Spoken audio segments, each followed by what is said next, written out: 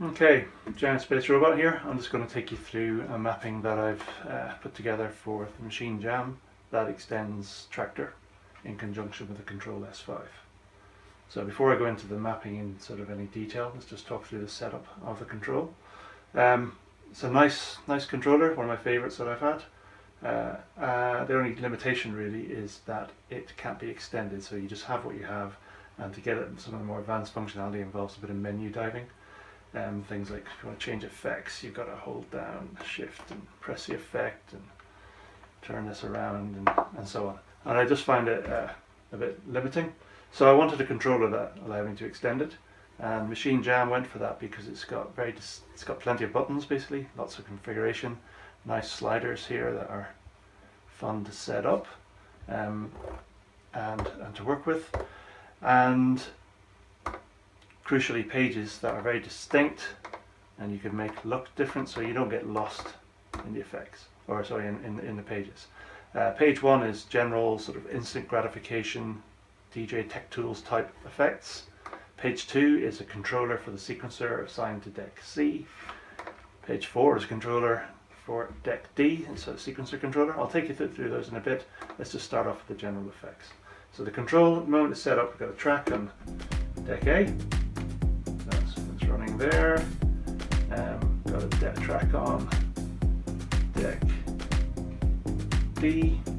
Let's just bring it in so we can hear that. Deck B.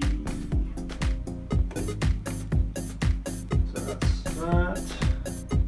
So that's those, and then on C and D, I've just loaded in the just some of the standard packs that you get from Native Instruments. So Essential Drums, Volume 2 or Pack 2 into deck C, and deck D I've got some percussion that I can use with the sequencer. So that's the basic setup.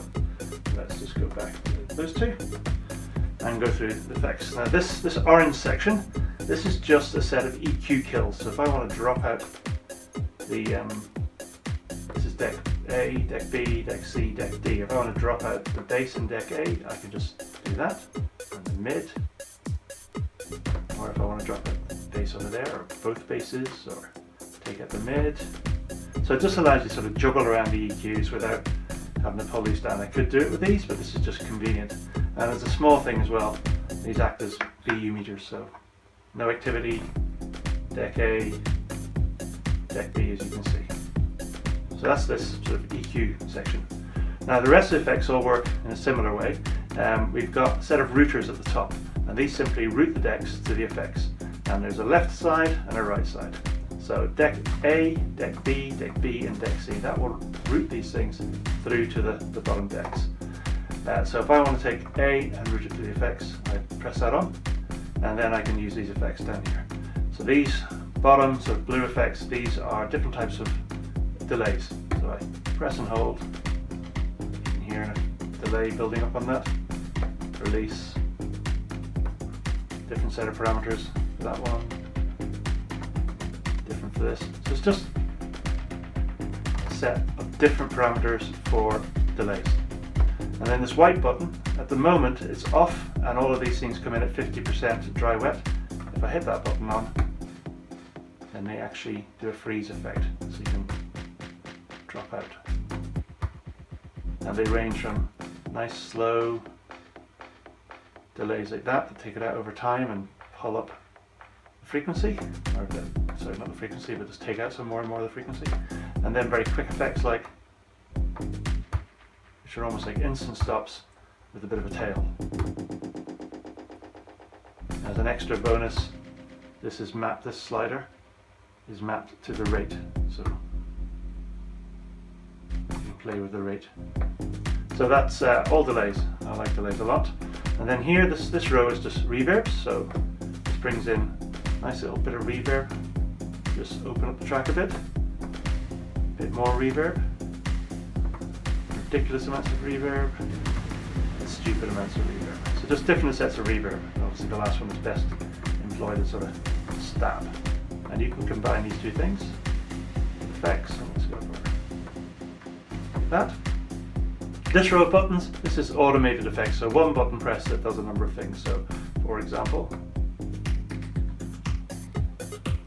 so I'm basically basically running a wormhole effect that's sweeping out on deck A and leaving deck B unaffected. And then release, and it's all back in again. And here, I'm bringing a formant, I think a reverb as well that I'm building up at the time. Let's bring in deck B to both, so both decks run the same effects. Or only apply it to deck B. So these are automated effects. So that's the left hand side.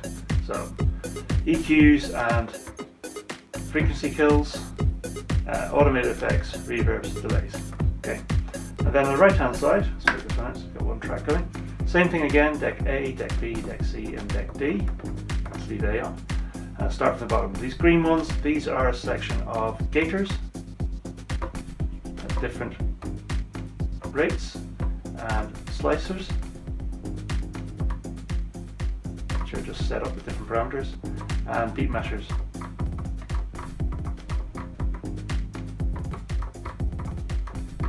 So that's that. And then this button, the white button, when it's off, everything's running at 50% dry wet.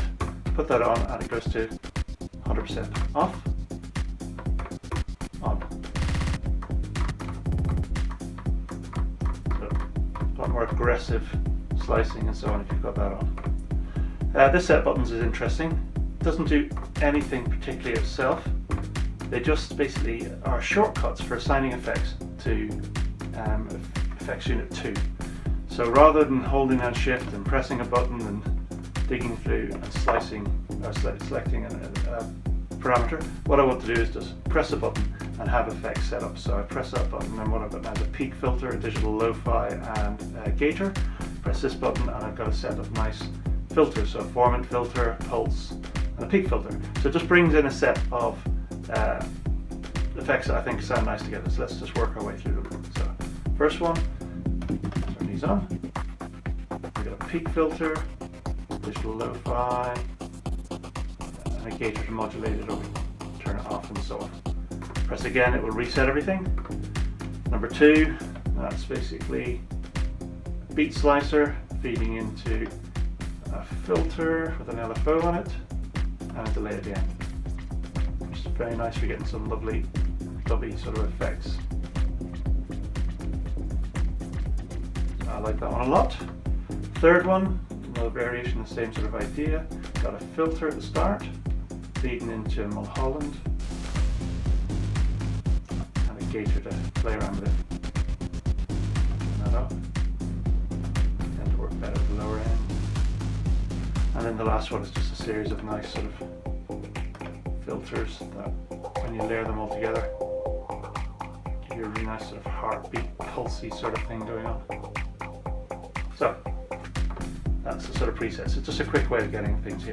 And then this last section, let me just bring another track in to show this one off better. So let's bring in breach and set it up there. So this section here is for routing, basically changes the key. So if I just, so you can hear it. So that's the root note. And if I take deck A, I've just boosted it by 3 semitones, 5, 7, 9, octave up, and then this way I'm dropping down through musical intervals to an octave down. So you can just juggle around with that. And it comes, you know, you can make some really nice effects. Let's take deck B, bring it back in.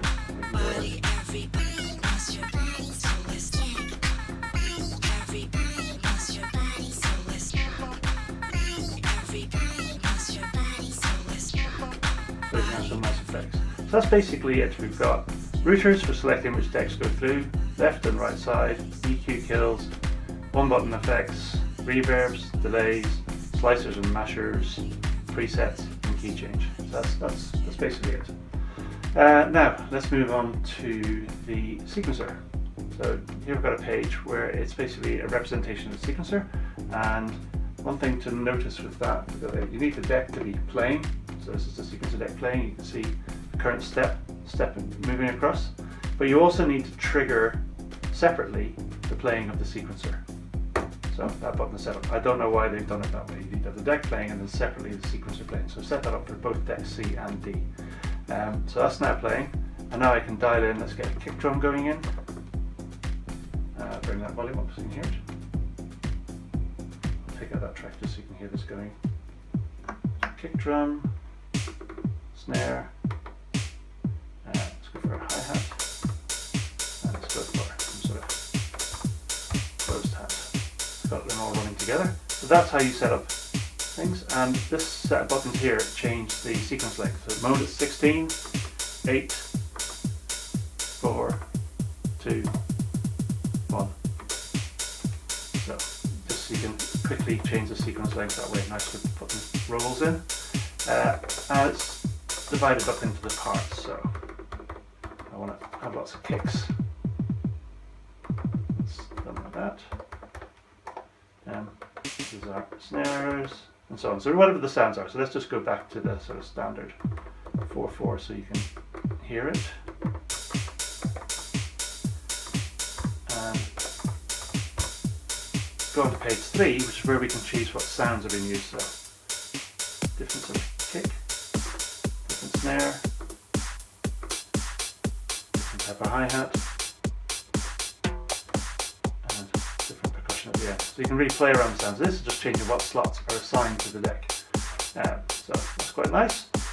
And then, take it out a little bit, page 4 is exactly the same thing, but for deck B. So just get that playing, and then we can dial in something like that. Before you know it, you're up playing. Some extra functionality hidden away. Bank B of the sliders is volumes. So I can drop the individual part volumes. So this one, lots of that. Bring them all in. So you can play around with the individual volumes. And bank C is filters. Let's mute everything down. So you can play around the filters.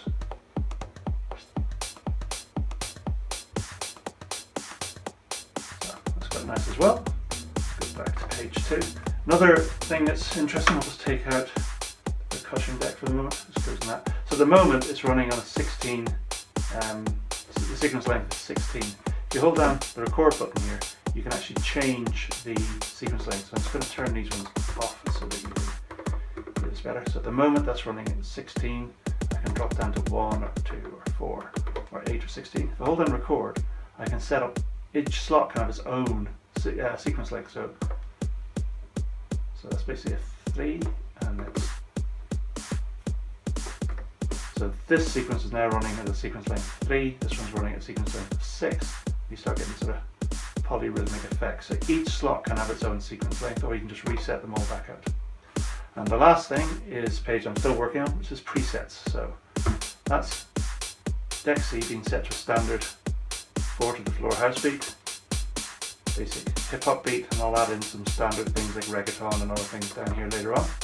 And then here are some sort of classic beats, which that's funky drummer, might not sound like it, but it's because I got the wrong sort of sounds, and it's probably running too fast.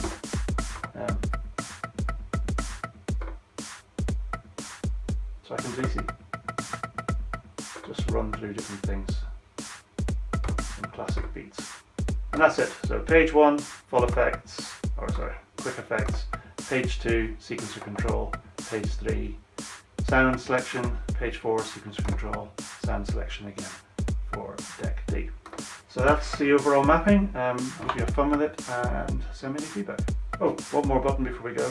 This button, the select button, that's basically if you've got your effects going on and something's going wrong, hit that and it just resets everything, turns off everything, so it's your panic button basically. So thank you and enjoy it.